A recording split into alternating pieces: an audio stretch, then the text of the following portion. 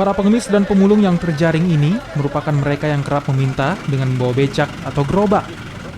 Mereka yang terjaring langsung diangkut ke mobil untuk kemudian dibawa ke kantor Satpol PP Makassar. Para pengemis seperti ini kini kian marak, apalagi saat bulan Ramadan tiba. Mereka hampir ditemukan di sejumlah ruas jalan protokol di kota Makassar. Mereka yang terjaring razia akan didata dan diminta untuk membuat surat pernyataan. Pertama kita turun merazia ini yang namanya manusia gerobak atau pajabo. Ini jumlahnya ini puluhan ini. Baru wilayah Wajo sama Ujung Pandang sudah puluhan.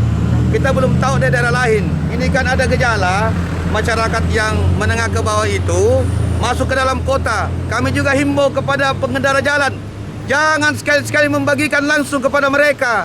Akhirnya mereka sudah numpuk di jalan-jalan protokol menunggu bantuan dari masyarakat. Kalau mau menyumbang, masyarakat umum silakan ke posko, nanti kita salurkan. Ini kan seberapa pun anggota kita turun, kalau jumlah orang-orang yang menengah ke bawah kasihan itu datang ke kota, ya tetap aja jumlahnya banyak sekali.